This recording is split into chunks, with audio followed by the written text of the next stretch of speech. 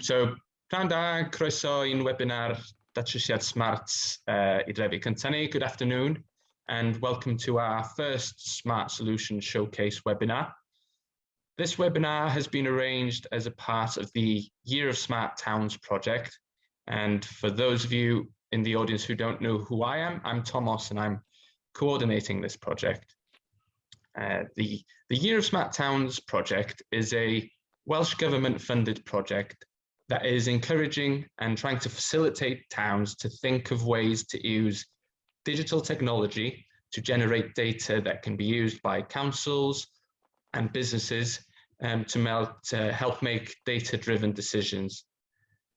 As part of this project, we are offering a wide range of support, which includes a series of workshops that help towns to produce a smart action plan for their town. We also provide feedback on these action plans, and where possible, we want to trial digital technologies in some of these towns to make them smart pioneer towns here in Wales. We are also eager to make people aware of smart solutions that are already being used in towns and cities, and therefore we decided to arrange these Smart Solutions Showcase webinars. This is an opportunity for companies to demonstrate their tech and what they are currently doing, and it's also an opportunity for you, the audience, to ask questions at the end. We hope to deliver many of these webinars over the duration of the project, and all of them, like I said, will be recorded and shared on our resource hub and social media accounts. Okay, so with that being said, I would like to introduce our first Smart Solutions Showcase webinar presenter, who's Chan. Thank you, Chan. Today, Chan is presenting to us from a company called Vivacity Lab, and he's joined us today to talk about the exciting work that they are doing around optimizing traffic and transport networks. They have been helping communities to analyze pedestrian, cycling, and traffic flows in order to optimize their networks with regards to the implementation of schemes such as active travel, low traffic neighborhood, high street regeneration, and school and street programs. So I would like to thank Chan today for joining us. And with that being said, it's over to you, Chan. Thanks, Thomas, and thank you everyone for giving us the opportunity to talk to you today and to present. I'm just going to share my screen, so hopefully you'll see some slides coming through in a second. Thomas, can you see that okay? Perfect. Yeah, that's great. Fantastic. So as Thomas said, hi everyone, my name's Chan, and I represent a company called Vivacity Labs. In today's presentation, I'm going to cover three main areas. And for those that aren't familiar with what we do at Vivacity, I'll provide an introduction and an overview to the Vivacity solution.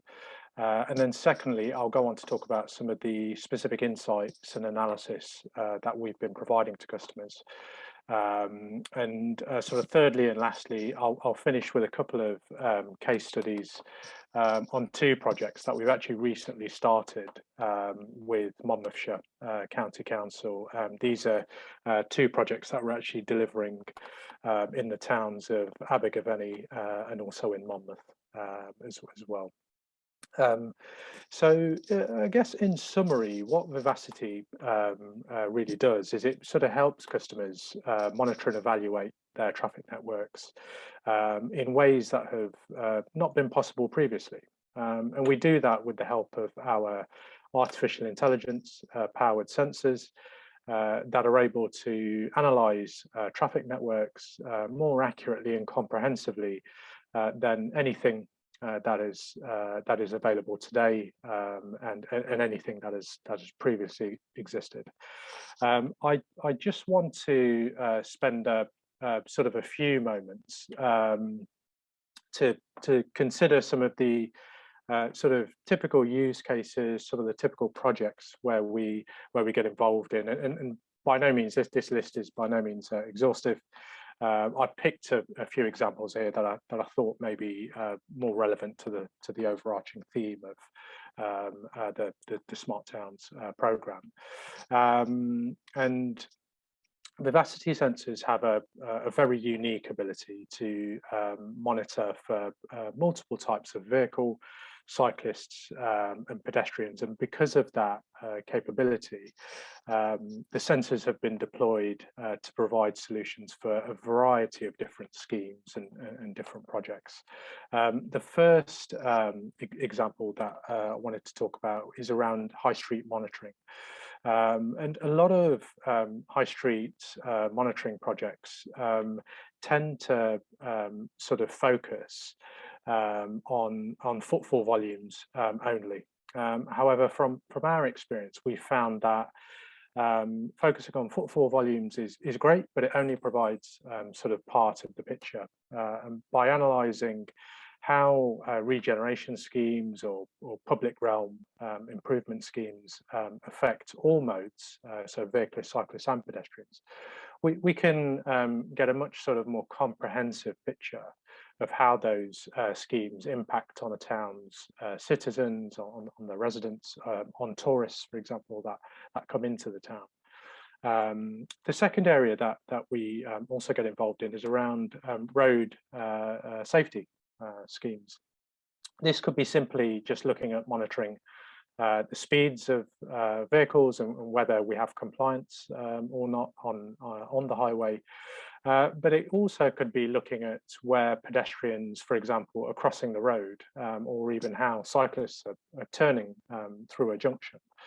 And it can sort of extend itself to something a little bit more complex. So looking at, for example, how all of those modes are interacting with each other on the network, and are there any sort of near miss incidents which are occurring at either specific hotspots or across the network. Another area that we sort of tend to get involved in is around monitoring air quality. And whilst we don't monitor air quality through our sensors ourselves, we do have a number of partners which we're able to partner with that we can bring in. And a lot of the actual traffic data from our sensors actually can be used to provide estimations on air quality and either obviously reductions or improvements in certain areas. A common use case for our sensors currently is around the sort of pre and post assessment of active travel schemes. As well, especially where sort of customers are trying to determine whether there's been a modal shift from private vehicles to more sustainable forms of transport, such as cycling or walking. And this very much relates to the projects that we're involved in with Monmouthshire County Council, which I'll talk a little bit about as we go through the presentation. The other area is around sort of low traffic neighbourhoods. We're currently involved in a few projects where we're actually monitoring whether rat running is occurring through either sort of proposed low traffic neighbourhoods or in areas where where low traffic neighbourhoods have been implemented. And that's understanding rat running not only from a volumetric point of view, but actually understanding which routes a vehicle is taking through a set of residential streets. And all of that analysis is incredibly important for local authorities that are looking to either implement LTNs or have implemented them and are having to take very accurate data analysis to councillors, to members of the public. And in a lot of cases, you know, our sort of customers are sort of operating in sort of fairly controversial sort of schemes, and having the right data analysis is incredibly important for them. Another area is around sort of parking policy and how changes in parking policies particularly affect visitors into a town, and that may be visitors by car, but it also could be visitors on cyclists, on cycles, and also pedestrian visitors as well. And finally, an area that we've been involved in over the last year, and as a result of the COVID-19 pandemic, has been around providing social distancing analysis. Our sensors have the ability to calculate the distance between two pedestrians or cyclists and pedestrians on a street, on a highway. And we've been providing this analysis not only to local authorities specifically on an individual basis, but also to the Department for Transport. And that analysis has been used to brief ministers on their action plans going forward.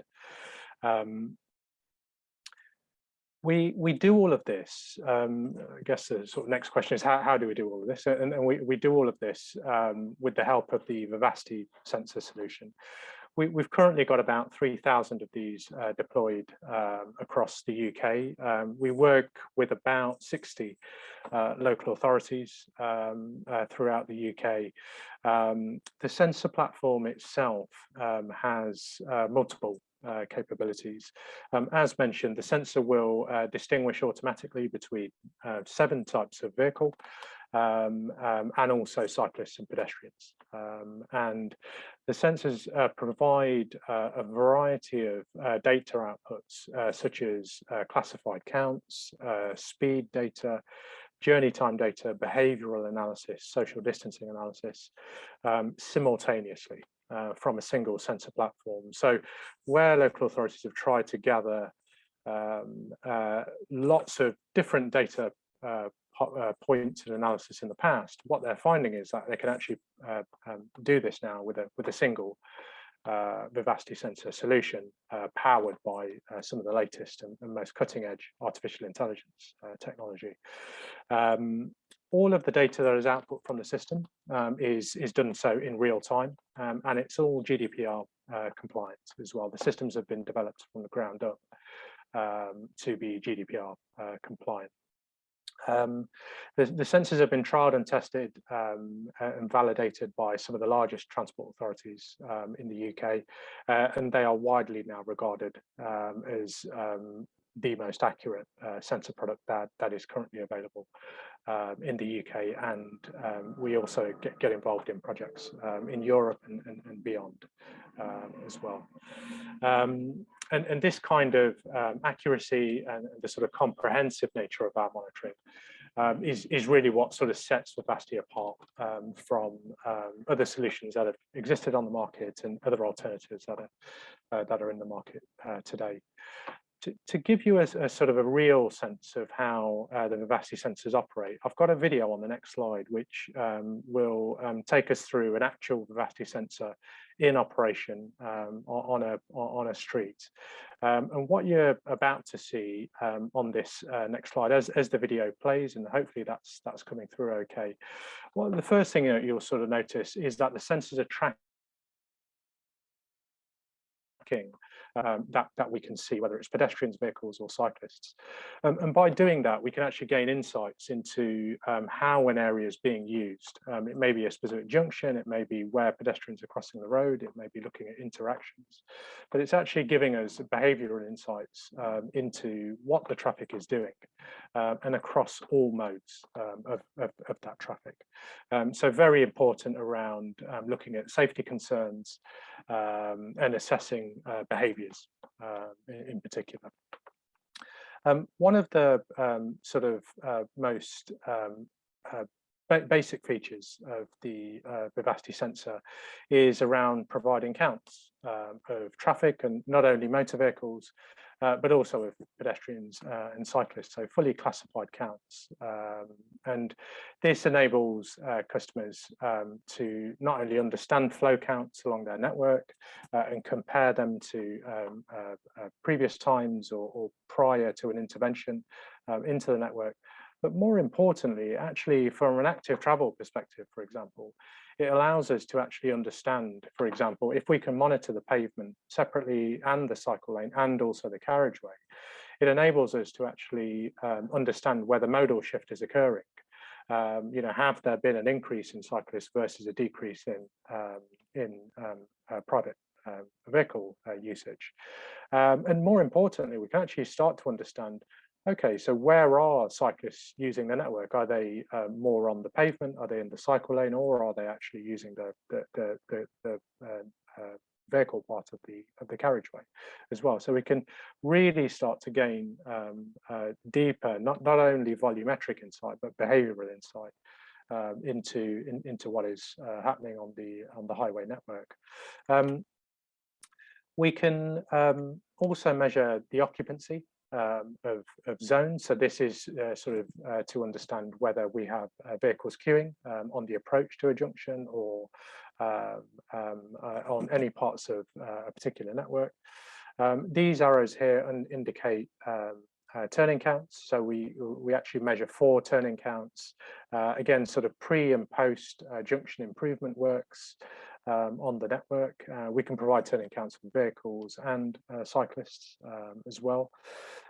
We can also monitor the speed, as I mentioned earlier, of any object, whether it's a vehicle, a cyclist, or even a pedestrian as well. We have a couple of customers at the moment that are particularly interested in understanding cyclist speed and the speed of pedestrians on the network.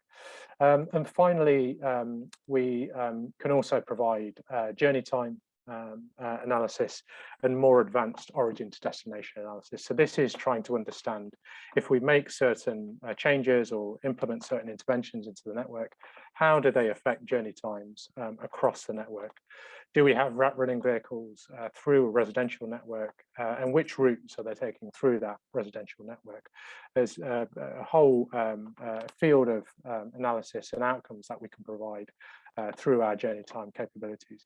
We use a AMPR camera on board the sensor to do that, and again, it provides us with the most accurate measure of journey times and origin to destination analysis that is available.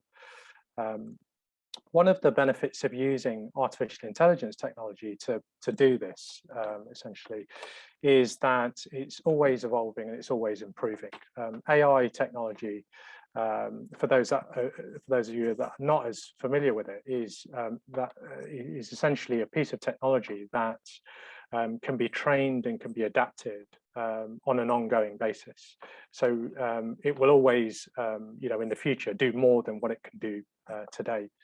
And that's a fantastic place to be in. We're in the process of actually training our sensors to collect new and additional classifications in order to provide much deeper and much more comprehensive analysis than we already are doing with our customers.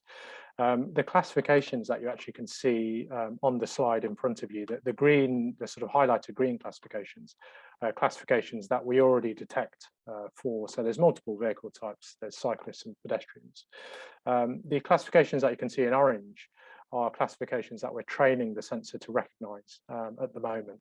So in the coming weeks, we will be releasing the ability for our sensors to accurately detect modes such as e-scooters, pushchair users, mobility scooters, for example, wheelchair users.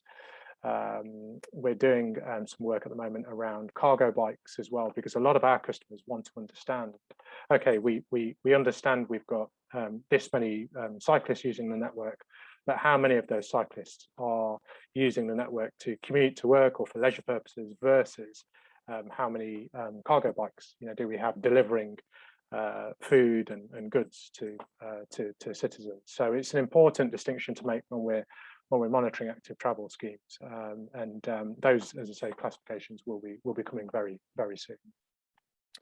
And just finally, sort of on the sort of solution side of things, all of the this is all about data, as you know, and about analysis, and all of that data and analysis is provided in real time from our sensors via an online dashboard that is provided as part of our sensors. Whether you have one sensor or 20 or 30 sensors, it doesn't matter. The online dashboard is provided. It's a really easy and intuitive way of being able to understand and see the data in real time, and obviously for any historic period that the sensor's been in operation for. What I'd like to do at this stage is just to focus on some of the actual insights and outcomes that can actually be achieved by deploying our sensors. And the first example here relates to a road sort of safety project that we were involved in. And what we actually found here is that widening pavements and improving pedestrian facilities in this particular project did have an impact on volumes, not only of pedestrians. Actually they increased in this particular case, but actually they actually did reduce carriageway usage, vehicle carriageway usage. And we can also start to gain understanding of behaviours as well. So where are pedestrians actually crossing this road, on this particular high street? Is that because there's a Sainsbury's local there? Is it because pedestrians, have a less perception of fear at this particular point? Is it because there's a dedicated island? We can actually start to look at those parts of your network and gain a much sort of deeper understanding of behaviours as well. A project that we're actually involved in the West Midlands is around actually monitoring cyclists and vehicles and understanding whether we have near miss incidents. And what we're defining and what the customer's defining a near miss is a interaction of below 1 metre and below between those two modes, and we're monitoring particular hotspots on their network for those interactions. So we can do more advanced analysis as opposed to just looking at either flow counts, pre and post scheme, or just looking at behaviours of crossing behaviours, for example. In the next example, we were actually monitoring the effect of active travel infrastructure, where it's been implemented into a particular part of a network. And what we actually found is that we, at the beginning of the period, the beginning of the monitoring period, once the scheme had gone in, we actually saw pedestrians sort of spilling over into using the cycle lane. And this could have been a result of pedestrians trying to maintain social distancing perhaps with each other.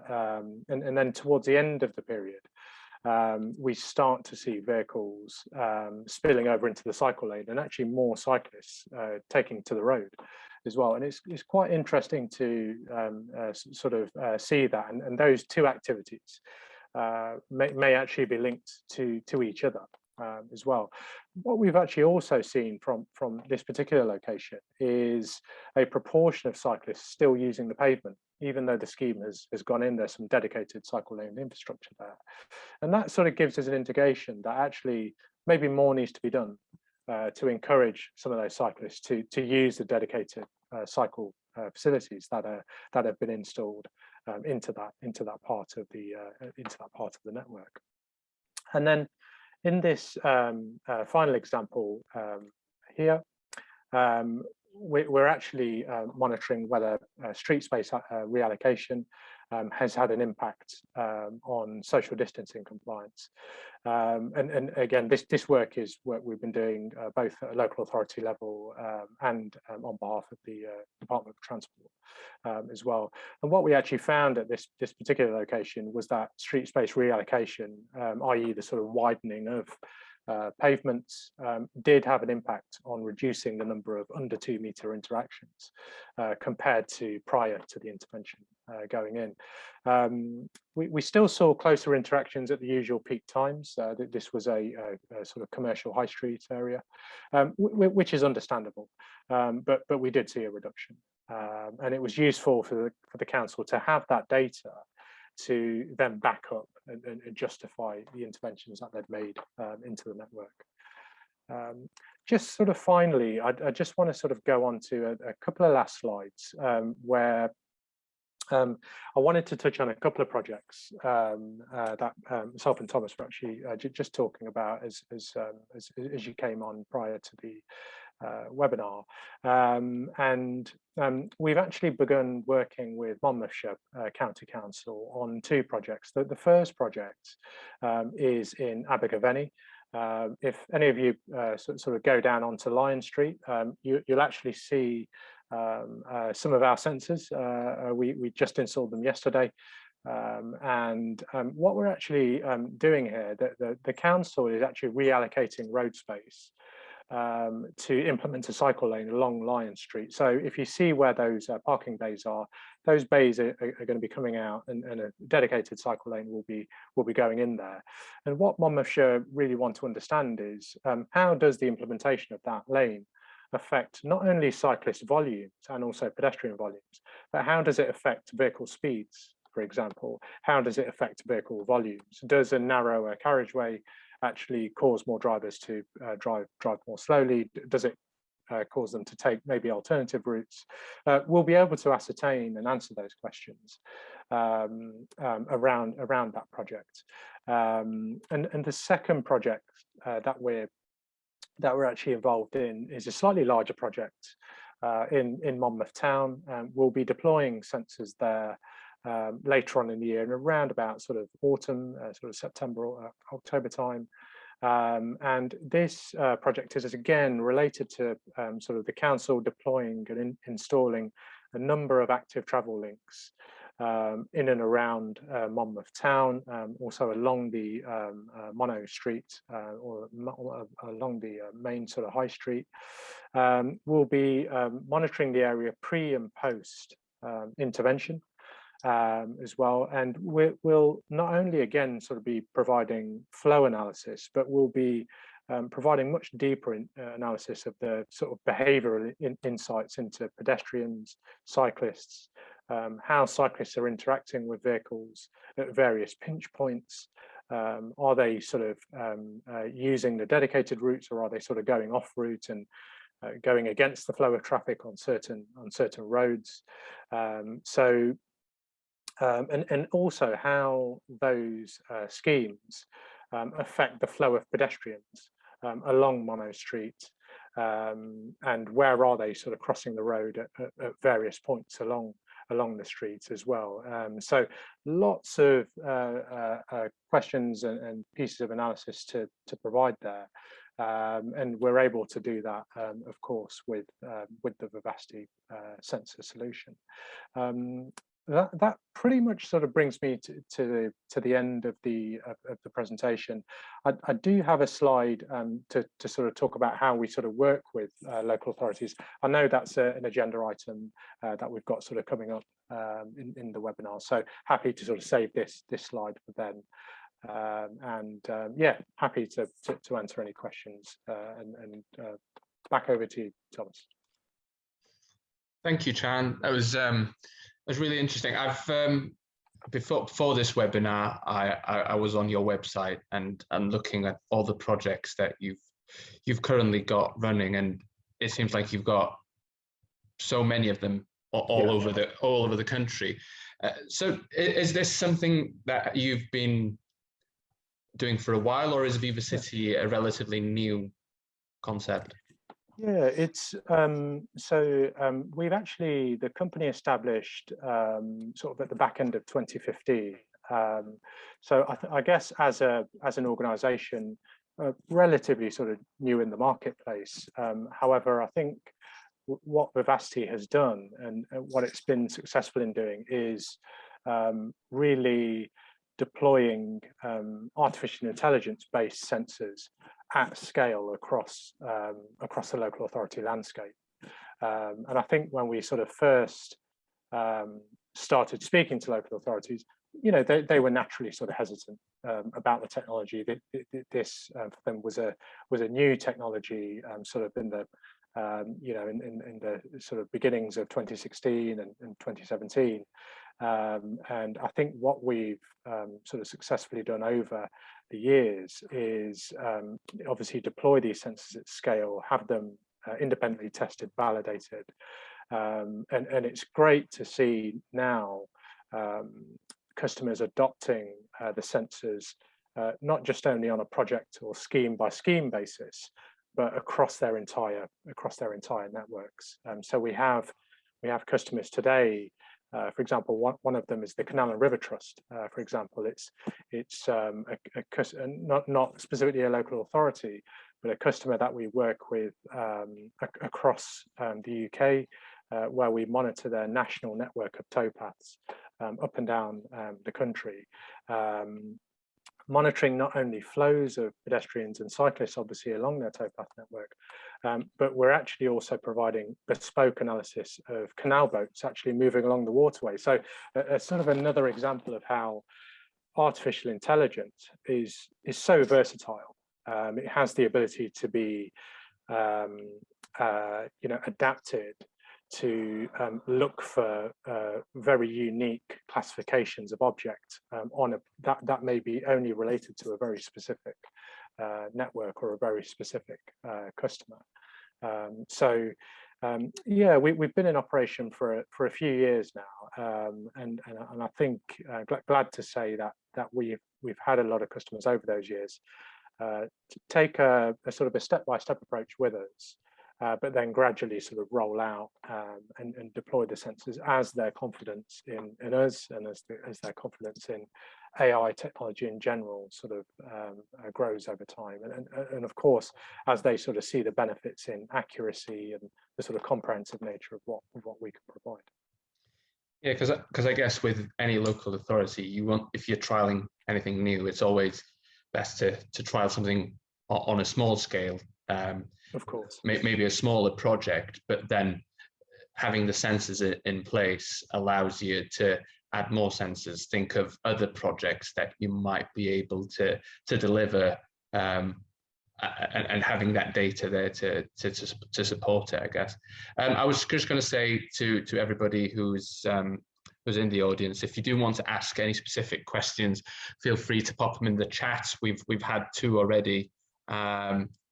So if you don't mind, Chan, I'll just go through these questions that have already come up in the chat, and I also have a few down here as well that I'd like to ask you. I think you might have covered some of this in one of your slides about the sensors being developed because they are AI sensors. You will be able to teach the sensors, or the sensors will be able to learn different objects and different modes of travel.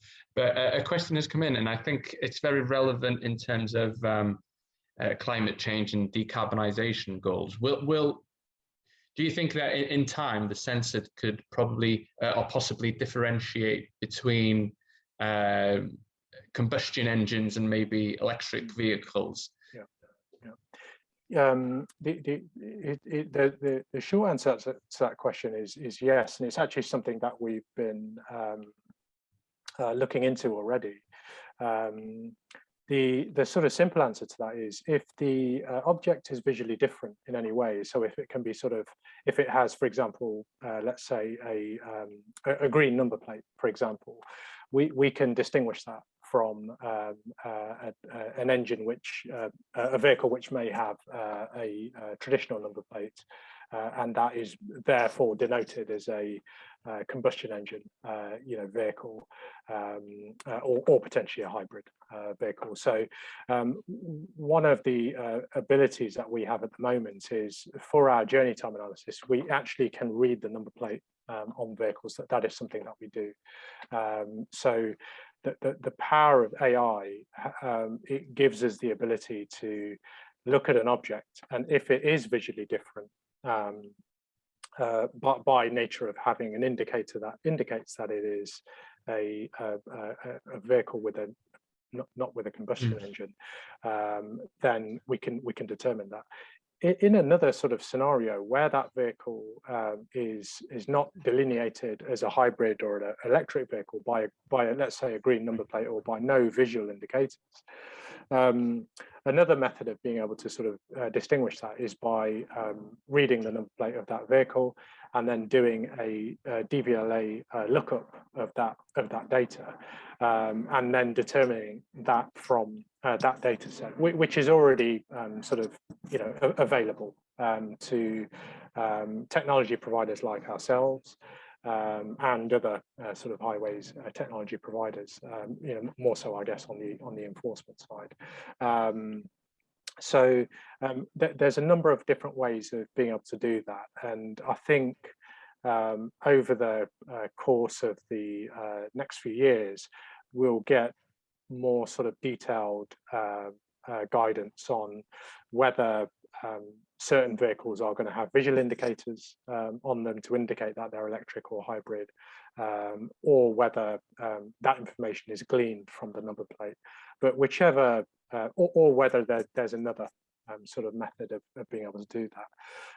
Whichever route you know, the authorities and government take on that, we're well prepared to be able to you know, gather that data and distinguish between those types of vehicles with the technology that we have today. Yeah. So yeah. Okay. I think the second question that came in, I think that's been answered as well. It's to do with classifying agricultural vehicles, and yeah, I think you mentioned that that's something that is being developed, isn't it? It is, yeah, that's right. Yeah, that'll be due for release later on this year, a specific class for agricultural vehicles and also vehicles with that are towing trailers as well. Yeah. Okay, and then the final question in chat at the moment is, because these sensors are capturing this data. I know you said, I think it was the first or second slide, that they are GDPR compliant, but in terms of, because there's a recording being made, is there a requirement of any signage to be put up to inform people that there is? It's a very good question. So the video footage that you saw earlier was captured for sort of sample purposes, and what we do is we do put signage on the assets that we install the sensors onto, to let members of the public know that at certain points, particularly during the validation of the sensor, that we will take small snippets of video to test and calibrate the sensor. Typically that's done when we actually first install the sensor, but we actually supply signage as part of our installations to inform members of the public of that.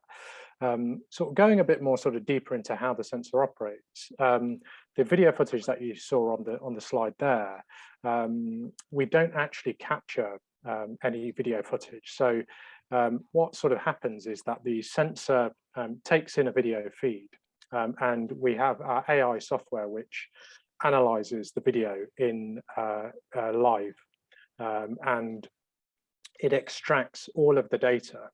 Our software and our algorithms extract all of the data that we need, or that the customer needs, from that video feed, and then the video feed is deleted in real time on the device.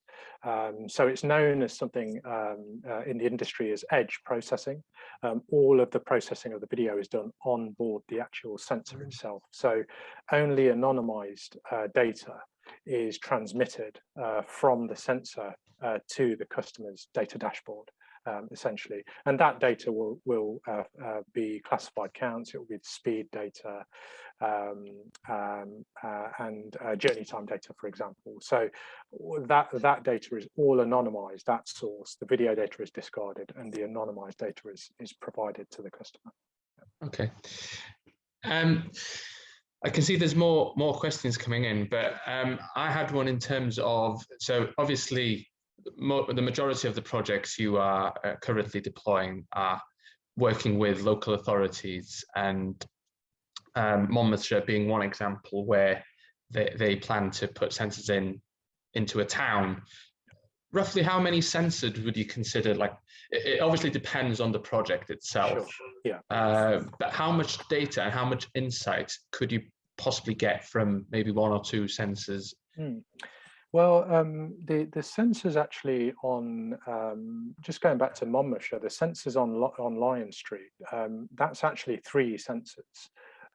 So it's very possible to gather multiple sort of pieces of analysis and outcomes from a single sensor.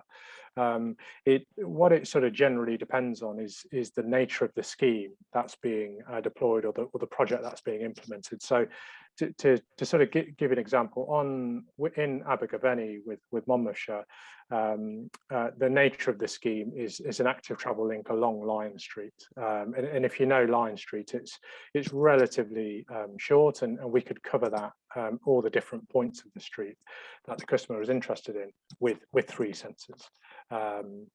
And with Monmouth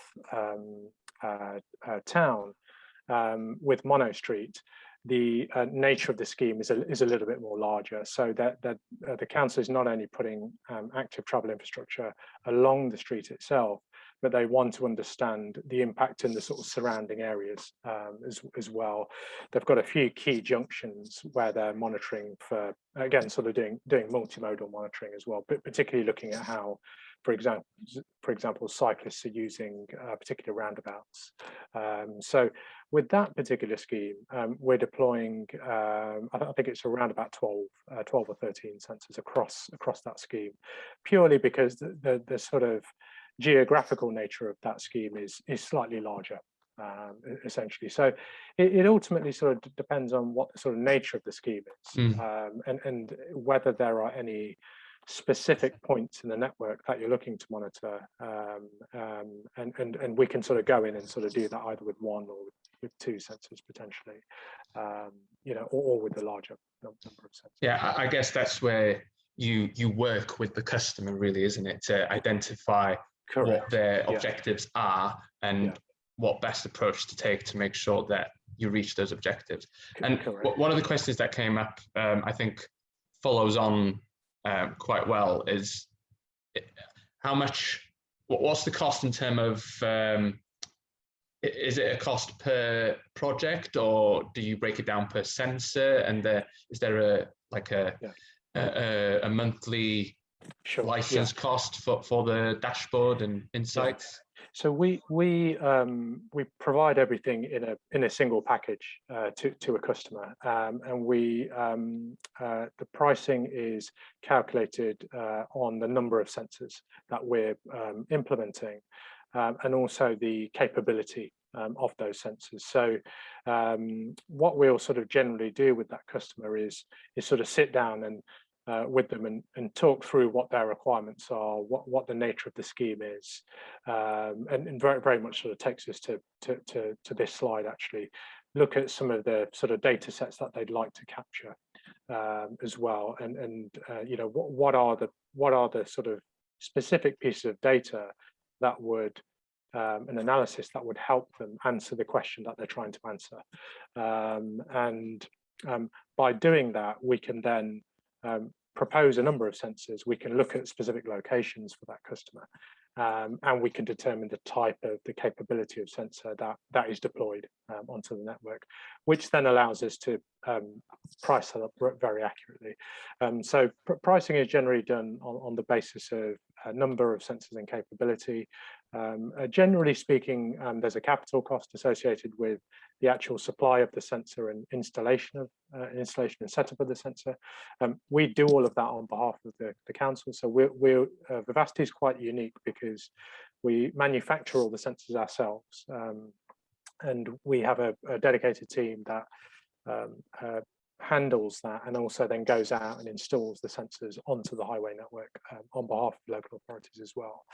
And then once the sensors are up and running and providing the data, there's a small ongoing cost per sensor, and that enables us to provide an ongoing support service on a per sensor basis to that local authority, and it also enables us to provide a warranty for those sensors. The customers get access to the data dashboard as well, ongoing access for however long they would like to monitor that area for. So generally, we'll be monitoring areas for possibly a number of sometimes a year, sometimes a little bit less than a year, sometimes longer than that, depending on the type of scheme, again, that the customer's looking to implement. Yeah, so I guess the cost is very dependent on the scheme itself. And if people in the audience have been interested in what you've presented today and have some ideas, I guess the best thing to do to get like a an estimated price for maybe a scheme would to contact yourself, Sure. maybe, and yes. And I've included my details here, so yeah, feel free to drop us a line or give me a call, and we can have a discussion about your any customer's requirements in a bit more detail, and even if those requirements are still in the process of sort of being formed, we can provide some sort of ballpark estimates of sort of what they'd be looking at for, say, a number of sensors across a particular town, or across a particular scheme, perhaps. Yeah. Okay, and I'll make sure to share these slides with everybody who's registered for the webinar today. There's more questions coming in. It's 10 to, so if you're happy to stay around, sure, Sam. No problem at all. No problem at all. There's one question that's come in about speeding in zones, and I think it's a question about could the data that is captured from the sensors record permanently the speeds that are being travelled at on a specific road. But essentially, going back to the point you made earlier about the camera footage, you don't capture camera footage, don't you? So it could be something that could enforce a speed camera to be put in somewhere. You could tell a town that road is being... Yeah, it's an important distinction that you made there, actually, because Vivacity itself doesn't provide any sort of enforcement solutions directly, but the sensors could be used to monitor speeds and permanently record those speeds for a given road or along a given corridor or route. That information and analysis then could potentially be used by the local authority to determine whether other measures or enforcement measures need to be sort of taken, in a particular area. So I think what Vivacity does is we really sort of put eyes on the road, but for GDPR purposes, we don't capture, for example, specific vehicles or the specific plate of a vehicle that was speeding, for example. We don't provide any enforcement or grade capability ourselves. Yeah, but essentially you could provide data to support putting infrastructure in place to absolutely to enforce that. Absolutely, yeah. And we've actually, it's quite interesting actually, because we're starting around some of the active travel schemes that are being implemented now. We are starting to get inquiries around monitoring the speed of cyclists in cycle lanes. And I think I was reading a bit of work on this recently, and looking into sort of the speed of cyclists and whether that correlates to the type of cyclists that they actually are. Does a higher speed sort of correlate to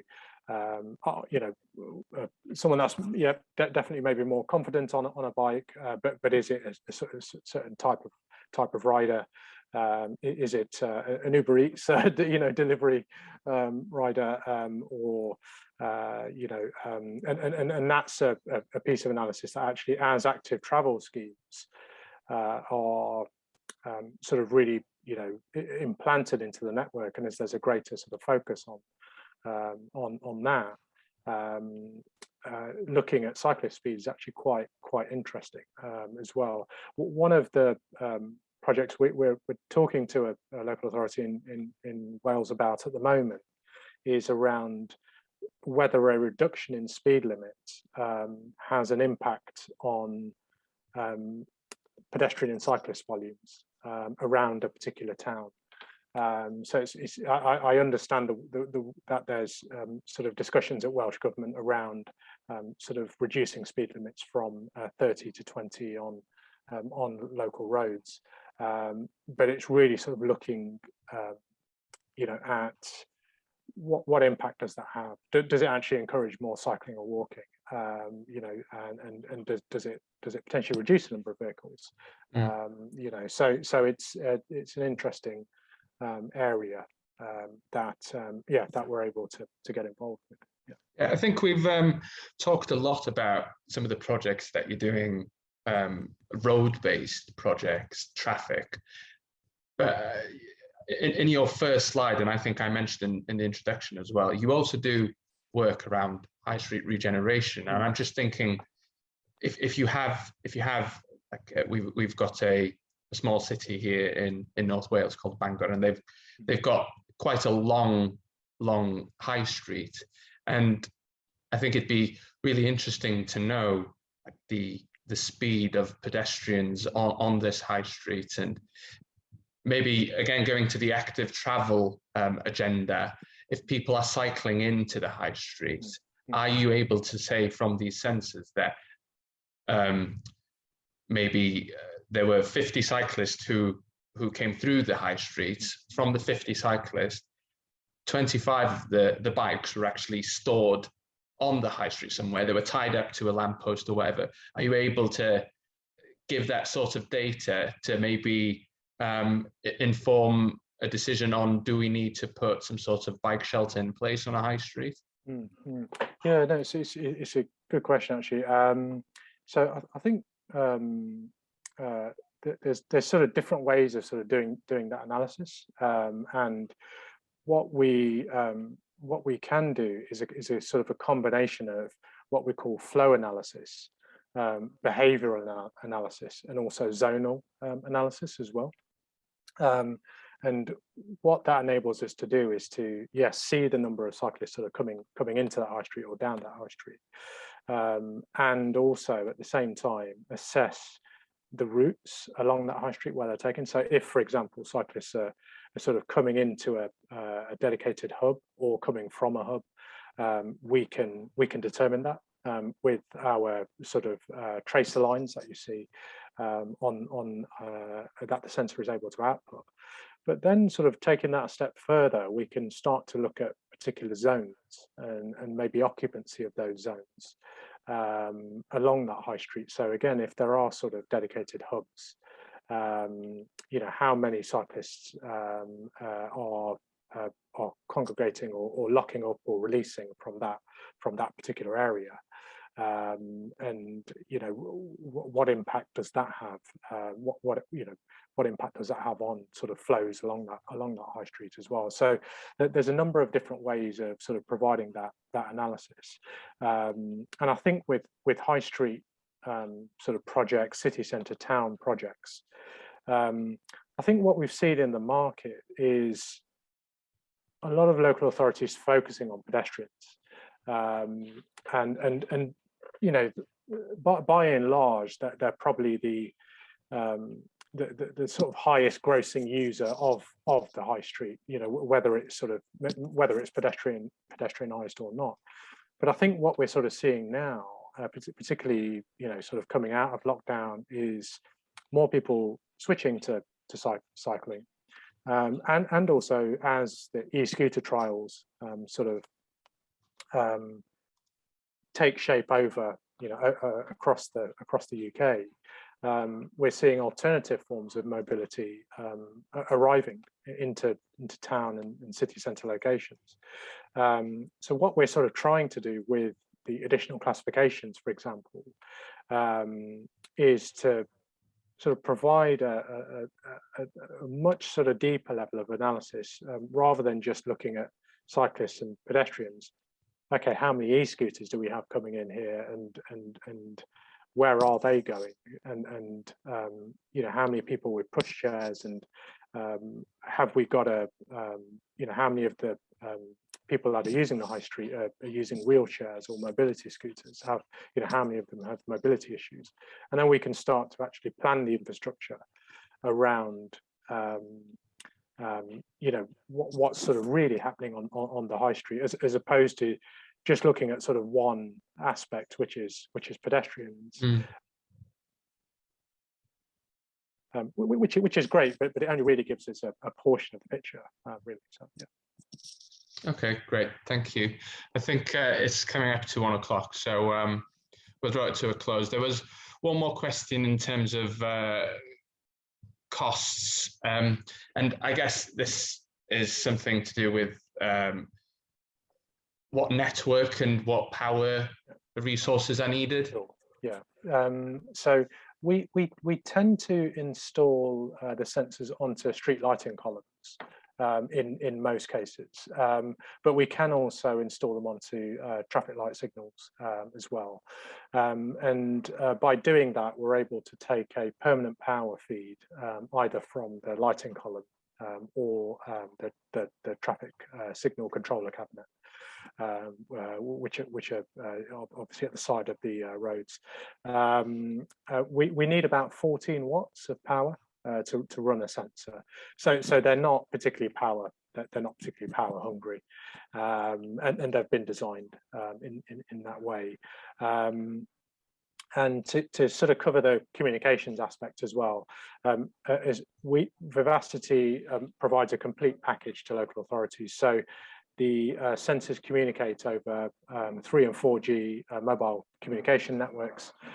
They come pre-installed with a SIM card on board, and all of the data costs and the network sort of charges around that are covered by the annual support fee, which is all sort of encompassed into the Vivacity support package as well. So the council doesn't have to sort of get mobile network arrangements in place. There's no additional costs associated with that. That's all included within the Vivacity sensor package. Okay, thank you. Well, thank you very much for giving us this presentation today, Sian. I've learned a lot. It's exciting. All the projects that you're working on are really exciting. Hopefully we might get some interest from people. Like I said, I'll share these slides.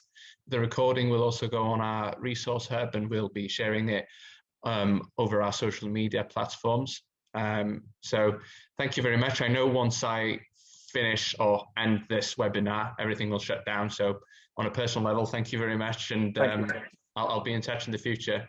No, great. Thank you. And thanks again for giving us the opportunity to present. And thanks everyone for your questions and for attending today. Really appreciate it. Thank you. All the best. Have a nice day. Thank you. You too. Thank you. Bye-bye.